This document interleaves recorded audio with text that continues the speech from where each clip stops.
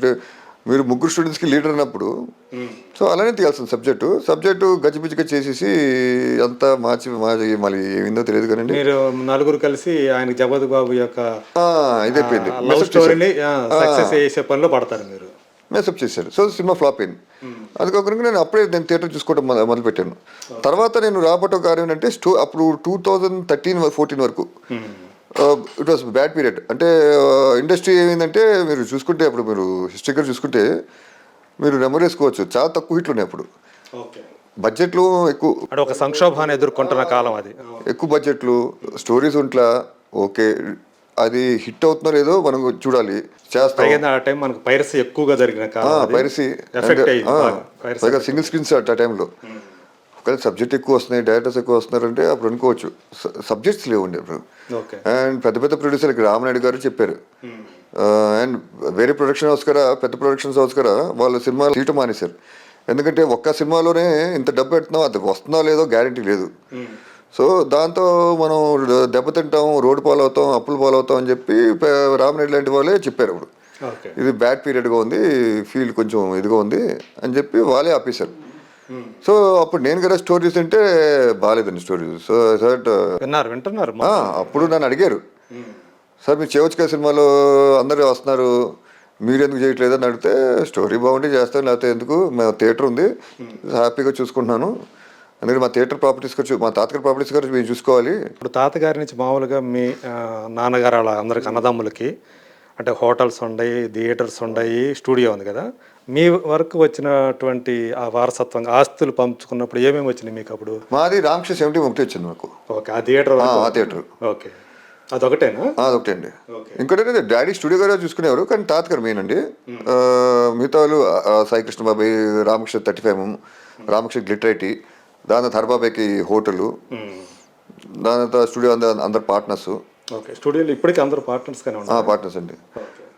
దాని తర్వాత మళ్ళీ హరబాబాయ్, దాంతో మోహన్ బాబాయ్ కెమెరామ్యాన్, ఆయన తారకరామ థియేటరు, బాలబాబాయ్ యాక్టరు, రామకృష్ణ బాబాయ్ స్టూడియో చూసుకునేవారు. ఆయన ఎండీగా పెట్టి ఆయన అధికారం మొత్తం ఆయనకి అప్పు చెప్పారు. రామకృష్ణ బాబాయ్కి మెయిన్, మిగతా అందరిగా చిన్నబాబాయ్ గారు జయశంకర్ కృష్ణ గారు. ఆయన అక్కడ మెడ్రాస్లో ఇల్లు ఉందండి. ఇక్కడ స్టూడియోలో కొంచెం ల్యాండ్ ఉంది, అక్కడ ఒక బిల్డింగ్ కట్టడం జరిగింది. ఆయన ఇన్సూరెన్స్ కంపెనీలో పనిచేస్తున్నారు బాబాయ్. ఆయన వర్క్ చేస్తున్నారు. ఆయనకి ఇంట్రెస్ట్ ఉంది, ఆయనకి అలాంటిది ఏం లేదు. బిజినెస్ కాకుండా బిజినెస్ ఉందండి, ఇది ఉంది. అక్కడ మన చెన్నైలో బజులా రోడ్ ఉందండి, ఇల్లు అది ఆయనదే.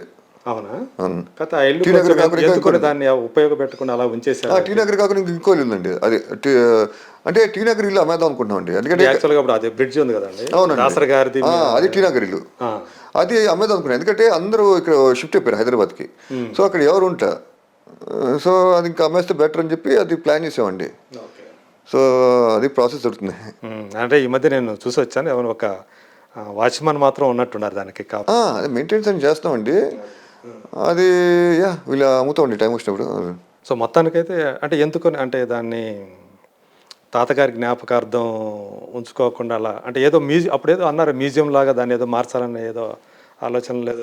మ్యూజియం అనుకున్నారండి, కానీ ఇక్కడ అంటే మ్యూజియం అంటే వస్తువులు పెట్టాలి కదా. సో ఇక్కడ మ్యూజియం పెడదాం అనుకున్నారు, మళ్ళీ ఆంధ్రలో అంటున్నారు. సో ఇక మళ్ళీ మన అది వేరే రాష్ట్రం ఏదో ఒకటి ఒక మ్యూజియం ఉండాలి. ఎందుకంటే తాతగారు ప్రాపర్టీస్ ఉన్నాయి, వాడే వస్త్రాలు, గద, కిరీటం, ఇవన్నీ అన్ని చోట్ల పెట్టలేము కదండి. అంటే ఎలాంటి అంటే ఇప్పుడు తాతగారు వాడిన కారు ఒక మ్యూజియంలో పెట్టాలి. ఆయన మొత్తానికి అంటే అనుకుంటున్నారా ఇక్కడ చేయాలనుకుంటున్నారు? కాదండి, అక్కడ ఆల్రెడీ ఇప్పుడు ప్లాన్ చేశారు, బాలబాబాయ్ చంద్రబాబు ప్లాన్ చేశారు. అక్కడ అమరావతి ఉంది కదండి, కొత్త క్యాపిటల్, అక్కడ చాలా పెద్ద మ్యూజియం పెట్టాలని గవర్నమెంటే డిసైడ్ చేసి ఆ డిజైన్స్ కూడా కన్ఫర్మ్ చేశారు. మొన్న మీడియాలో కూడా ఇచ్చారు. అది చాలా అవుతుందండి, 400-500 కోట్ల పైన అవుతుంది. అది ప్లాన్ చేస్తున్నాం, ఆల్రెడీ ప్లాన్ రెడీ అయిపోయిందంతా. గవర్నమెంట్ పడిపోవటం వల్ల అది స్టార్ట్ చేయలేదు. సో నెక్స్ట్ టైం వచ్చినప్పుడు అది ప్లాన్ చేస్తామండి. అంటే తాతగారి వస్తువులు అన్ని మ్యూజియంస్ లో పెట్టలేము కదండి. సో లిమిట్ ఒక చోటే పెట్టాలి. సో అక్కడ పెట్టాలని చెప్పి ఇక ఆంధ్రాలో పెట్టుకుంటే బెటర్ అని చెప్పి అది ప్లాన్ చేసామండి. సో అది సో అట్లా మీరు నాన్నగారితో పాటు రామకృష్ణ 70 వ్యవహారాలు ఇప్పుడు చూసుకుంటూ నేను వచ్చారా? యాక్షన్ చేయడం చూసుకుంటున్నాను అది. ఓకే. సో అదండి. సో ఎన్నాళ్ళకి మీరు కథలు వింటున్నప్పుడు ఈ బ్రీత్ అనే కథ మిమ్మల్ని కదిలించింది. ఎస్, నాకు ఈ మధ్య అఖిల వంశీ అప్రోచ్ అవ్వడం జరిగింది. సబ్జెక్ట్ ఉందంటే మనసులో అనుకునేవాడిని, మరి ఏమంటుందో ఏంటో సరే ఇందామని చెప్పిందంటే తర్వాత ఇంట్రెస్టింగ్ ఉంది అది. మంచి స్క్రీన్ ప్లేతో చక్కటిగా చేయటం జరిగింది. ఇందులో మంచి బీజిఎం అంటే బ్యాక్గ్రౌండ్ మ్యూజిక్ దీనికి బాగా కొడితే అద్భుతంగా ఉంటుందని చెప్పి అనిపించి ఎస్ బాగుందని చెప్పి సరే స్టార్ట్ చేద్దామని చెప్పి నాకు ప్రొడక్షన్ కూడా కొంచెం ఇంట్రెస్ట్ ఉంది. ఓన్ ప్రొడక్షన్ చేద్దామని చెప్పి ఇంకా స్టార్ట్ చేశానండి ఇది. ఓకే. అంటే దీనికి ఏమైనా ప్రిపరేషన్ చేయటం కానీ, అంటే మీరు మళ్ళీ స్టార్ట్ చేస్తున్నట్టు, ఇప్పుడు కొత్తగా స్టార్ట్ చేస్తున్నట్టు ఒక కొత్త నటుడి కింద. సో దీనికోసం ఏమైనా ప్రిపేర్ అయ్యారా? హోంవర్క్ ఏమైనా? ప్రిపరేషన్ నేను చెప్పాను, నేనైతే రెడీ. యాక్టింగ్ మా బ్లడ్లోనే ఉంది, బ్లడ్ వీడియోనే ఉంది. అంటే నేను ఇంతకుముందు అన్నానండి, నీకు యాక్టింగ్ ఎందుకు అన్నారు, యాక్టింగ్ కోసం ఎందుకు నీకు, నువ్వు బాగా చెప్తున్నావు, మామూలుగా మాట్లాడేటప్పుడు బాగా యాక్ట్ చేస్తాను, నీకెందుకు యాక్టింగ్ కోసం అన్నారు. తర్వాత కొంతమంది అన్నారు లేదు ఇప్పుడు ఫస్ట్ పిక్చర్లోనే నువ్వు అదరగొట్టాలి పర్ఫార్మెన్స్, లేదు ఇది ఉంది అది ఉంది అని చిన్న చిన్న లోటుపాట్లు కూడా ఉండకూడదు. అంటే ఇప్పుడు కాంపిటీషన్గా బాగా పెరిగిపోయింది, సో ఫస్ట్ పిక్చరే అదరగొట్టేసాడు అని టాక్ రావాలి. జనరల్గా ఏంటంటే 1-2 పిక్చర్స్ చేసి థర్డ్ పిక్చర్ పర్ఫెక్ట్ అయిపోయాడు అని అంటారు. నువ్వు అలా కాదు, ఫస్ట్ పిక్చర్లోనే పర్ఫెక్ట్ అనిపించుకోవాలి అని చెప్పారండి. ఓకే. అప్పుడు నేను సరే అభిషేక్ అని మన యాక్టింగ్ మాస్టర్ ఉన్నాడండి, అతను కుర్రోడు, అతను నాకు నచ్చినాడు. అతను నార్త్ ఇండియా నుంచి వచ్చాడు, థియేటర్ ఆర్ట్స్. సో మనం వంశీ అని చెప్పాడు, డైరెక్టర్ అఖిల వంశీ. అంటే ఇతను చెప్పే యాక్టింగ్ స్టైల్ వేరేగా ఉంటుంది. ఎవరు? వంశీయా? అభిషేక్ అతను, అది థియేటర్ ఆర్ట్స్. మనకు తెలిసిన న్యాచురల్ యాక్టింగ్, మెథడ్ యాక్టింగ్. అవును. ఇది మెథడ్ యాక్టింగ్ అండి. ఇది చేసామంటే సరే ఆ టెక్నిక్స్ ఏం తెలుసుకోవడానికి నేను 1 month ట్రైన్ అయ్యాను ఆయన దగ్గర. తర్వాత ఇంకా యాక్ట్ చేశాను మూవీ. ఓకే. సో మీకు డబ్బింగ్ చెప్పేటప్పుడు తర్వాత సినిమా చూసుకున్న తర్వాత అసలు ఏమనిపించింది స్క్రీన్ మీద మిమ్మల్ని చూసుకుంటే? బాగుంది అనిపించింది, ఇట్ వాస్ నైస్, హ్యాపీ అనిపించింది, బాగా చేశాను. అది ఒక్కసారి నేను చెప్పకూడదు, అది జనం చెప్పాలి. ఇప్పుడు నేనేనా అన్న ఫీలింగ్ ఏమైనా కలిగిందా? ఇది నేనేనా అంటే మీరు ఒరిజినల్గా ఒకటి, కానీ స్క్రీన్ మీద ఒకసారి అనుకున్నాను కరెక్టే, ఓ నేనైనా యాక్ట్ చేస్తున్నాను, ఇది నేనైనా అని అనిపించింది కరెక్టే. ఎస్. నాన్నగారు ఏమన్నారు ఈ సినిమా చేద్దాం అనుకున్నప్పుడు? నాన్నగారి నుంచి ఎలాంటి సపోర్ట్ వచ్చింది? ఆయన ఏమైనా జాగ్రత్తలు చెప్పారా? డాడీ ఎప్పుడంటే నేను సబ్జెక్టు ఇలా సబ్జెక్ట్ ఇంత ముందుగా అంటే డాడీ ఎక్కువగా ఏంటంటే తాతగారు లాగా ప్రతిదానికి ప్రతి సినిమాలో ఏదో మెసేజ్ ఉండాలనుకుంటారు. ఓకే. ఎందుకంటే తాతగారు మీరు చూసుకుంటే ఆయన కెరీర్లో ఆయన ప్రొడ్యూస్ చేసిన అన్నీ కూడా సోషల్ మెసేజెస్ ఉంటాయండి, రైతుల మీద, కుటుంబం మీద ఏదో ఒకటి ఉంటుంది. సమాజానికి ఉపయోగపడే ఏదో ఒక మెసేజ్, ఏదో విషయం ఉండాలి. సో కాంటెంట్ ఉండాలి. ఆ రోజుల్లో చక్కగా స్టోరీస్ కాంటెంట్ మీద తీసేవారు ఎక్కువగా.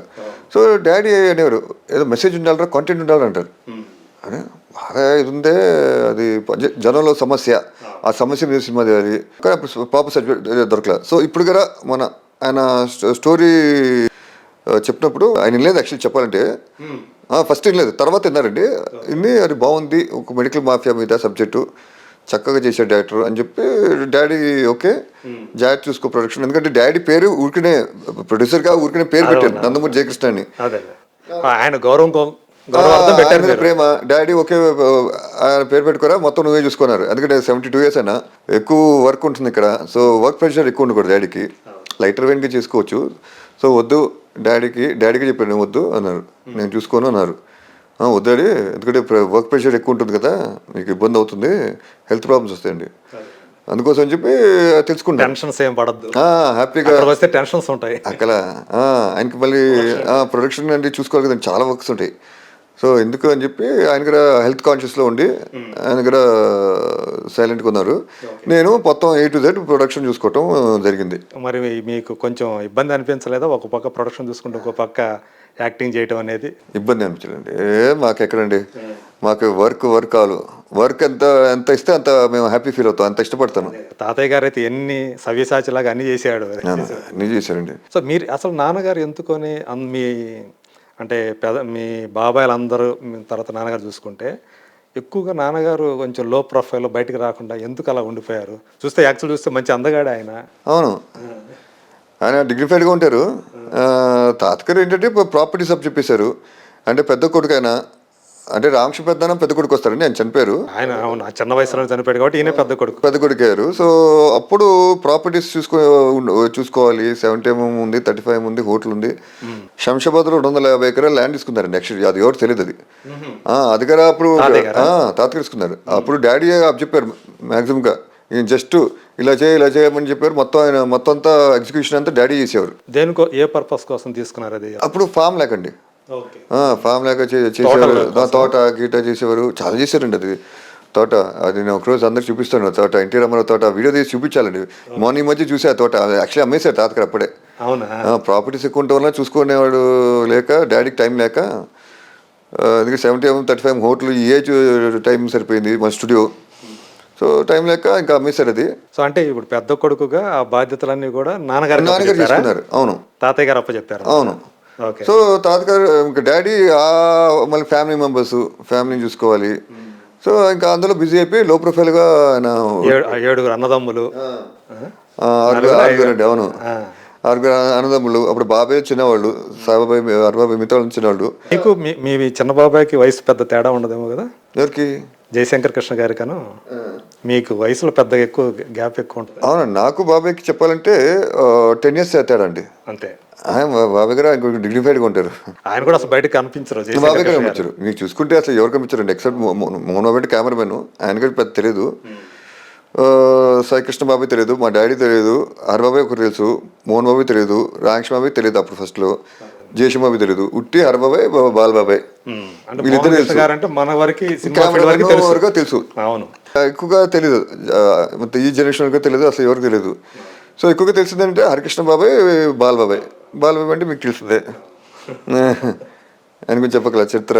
సో బాలకృష్ణ గారి ఇది వచ్చింది కాబట్టి ఆయన కొంతకాలం క్రితం చూసుకుంటే ఇంక బాలకృష్ణ గారి పని అయిపోయిందిరా అని అనుకున్న టైం కల్లా ఒక సింహ, ఆ తర్వాత ఒక లెజెండ్, అవన్నీ అయిపోతే ఇప్పుడు 60+ ఏజ్లో ఆయన వరుసగా 3 పెద్ద హిట్లు ఇవ్వటం అనేది, అంటే బాలకృష్ణ గారిది ఇప్పుడు కెరీర్ పీక్ స్టేజ్లో అనే ఒక నా టాక్ నడుస్తూ ఉంది.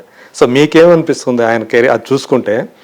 ఆయన ఇప్పుడు అంటే మధ్యలో అంత చాలా ఇబ్బందులు పడ్డాడు కెరీర్ పరంగా, ఫ్లాప్లు ఎదుర్కొన్నారు ఆయన.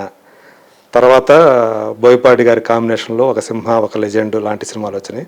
మళ్ళీ వేరే సినిమాలతో మళ్ళీ ఇబ్బంది పడ్డారు. కానీ ఇప్పుడు అఖండం నుంచి ఇంకా ఆయన తిరుగులేదన్నట్టుగా నడవటం, దీనికి తోడు అన్స్టాపబుల్ అని ఒకటి షో తోటి ఆయన దేశంలోనే నెంబర్ 1 టాక్ షోగా నిలవటం. సో మీ బాబాయ్ని చూసుకుంటే మీకు ఏమనిపిస్తుంది? చాలా అందంగా ఉందండి. ఈ ఏజ్లో అన్ని హిట్లు ఇవ్వటం అండ్ టాక్ షో గారు హిట్ అవ్వటం అనేది మామూలు విషయం కాదు. అందరికీ ఈ అదృష్టం రాదు. అదృష్టం కంటే ఈ హిట్స్ ఇలా ఆయన కష్టపడే దానికి ఫలితం ఈ విధంగా వస్తుందని ఎవరు ఊహించుకోలే. అంటే మంచి స్టోరీస్ అండి. ఇంకోటి ఏంటంటే బాబాయ్ డెడికేషన్, హార్డ్ వర్క్, ఆయన సిన్సియారిటీ టువర్డ్స్ ప్రొఫెషన్. ఆయన ఈ ఏజ్లో కావాలంటే ఆయన రిటైర్ అయ్యి హ్యాపీగా కూర్చోవచ్చు. ఆయన మార్నింగ్ 3 o'clock ఇస్తారండి. 3 o'clock పూజ చేసి, తాతయ్య గారు టైప్ అండి, ఎగ్జాక్ట్ తాతయ్య టైప్ అండి. డిసిప్లిన్ అంటే డిసిప్లిన్, టైంకి వెళ్ళటం, టైంకి మేకప్ వేసుకోవటం, టైం భోజనం చేయడం, పడుకోవటం, ఎర్లీగా పడుకుంటారు ఆయన. అండ్ మార్నింగ్ 3 o'clock లేచిపోయి పూజ చేసి జిమ్ చేస్తారండి. ఒకసారి కేపీఆర్ పార్క్ వెళ్తారు, ఇంట్లో అయితే ఇంట్లో టెడ్బీలో మనం ఎక్సర్సైజ్ చేసుకుంటారు. ఆ ఫిట్నెస్, ఆ బాడీ అంటే ఒళ్ళు రాకూడదు, పొట్ట గిట్ట బ్యాక్స్ అని ఫిట్గా ఉండాలి. సో మెయింటైన్ చేయాలి ఫిగర్. అదే అంటే చూడటానికి ఆయన ఏమి 6 pack అట్లా ఏం కనపడ్డు, కండలు తిరిగిపోయి కనపడ్డు. జగపతి బాబు గారు చెప్పారు లెజెండ్ టైంలో అసలు ఆయన ఎనర్జీ లెవెల్ చూసి మనిషిని కూడా ఎత్తేసేయటం. అవును, బాగా అంత బలం ఎక్కడి నుంచి వస్తుంది? జీన్స్లో ఉందండి. తాతగారి నుంచి వచ్చింది. హైపర్ యాక్టివ్, వర్క్ అంటే చాలా ఇష్టం అండి తాతగారిలాగే. వర్క్ ఆల్కోహాలిక్, ఎంత వర్క్ ఇస్తే ఇంకా చేయాలంటారు, ఇంకా చేయాలి. సో అది ఉండిపోయిందండి. ఎందుకంటే మీరు ఒక ఏజ్ వస్తే స్టార్ట్అప్ వచ్చేసిన హ్యాపీగా ఎంజాయ్ చేసి రిలాక్స్ అయిపోవచ్చు అంటారు. కానీ బాబాయ్ అసలు నో రిలాక్సేషన్ అంటారు, అన్స్టాపబుల్ అంటారు. డ్యాన్స్ సింపుల్ స్టెప్స్ తీసుకోవచ్చు, సింపుల్ స్టెప్స్కి వచ్చారు, హెవీ డ్యాన్స్ చేస్తారు. సో అది ఆయనకి ఇంట్రెస్ట్ అండి. అది తాతగారు జీన్స్ వచ్చింది. చూస్తుంటే తాతగారు కూడా 60s, 50s, లేట్ 50s వచ్చినా కూడా డ్యాన్స్ చేశారు తాతగారు. కొంచెం రాజకీయాలు రావాలనుకునే తర్వాత అయిన తర్వాత ఆయన రాజకీయాల్లోకి వచ్చారు. సో బాబాయ్ అంతే అండి. సో ఆయనకు కష్టపడే మనస్తత్వం అది అంతా ఉంది కాబట్టి ఆయన మంచి స్టోరీస్ దొరుకుతున్నాయి. సెలెక్షన్ కూడా బాగా చేస్తారు బాబాయ్, మంచి టేస్ట్ ఉంది దానికి, మంచి డైరెక్టర్స్ వస్తున్నారు. సో దాంతో హిట్ల మీద హిట్లు కొడుతున్నారు. అదే సో అది అండి. అండ్ అన్స్టాపబుల్ కూడా మంచి ఇది కొట్టారు, ఎనర్జెటిక్ చేస్తున్నారు. అన్స్టాపబుల్ షో అంటే డల్గా ఉన్నాను అనుకోండి, షో హిట్ అవ్వదు. అండ్ కామెడీ ఎంటర్టైన్ చేసే విధానం ఆయనకి ఆ టాలెంట్ ఉందండి. దాంతో మంచి చక్కగా కలరిస్తున్నారు, మంచిగా ఫామ్లోకి వచ్చారు. అది ఇంకో అంటే ఆయనలో బయటపడ్డ ఒక కొత్త కోణం అనుకొని కొత్త గుణం వచ్చింది. నేను లేటెస్ట్గా చూశాను అది. యానిమల్ టీమ్ తోటి చేసిన ఆయన మొఘల్ ఆజం డైలాగ్స్ చెప్తా ఉంటే. ఇప్పుడు ఆపరేషన్ లేకుండానే మోకాళ్లకు ప్లాస్మా ట్రీట్మెంట్. మీ ఆర్థోపెడిక్ సమస్యలన్నిటికీ రోబోటిక్ టెక్నాలజీ ద్వారా తక్కువ ఖర్చుతో శాశ్వత పరిష్కారం. Free consultation. ప్రతి ట్రీట్మెంట్ పై 20% డిస్కౌంట్. ఈ ఆఫర్ కొద్ది రోజులు మాత్రమే. త్వరపడండి. V9 hospitals 9281 465 842.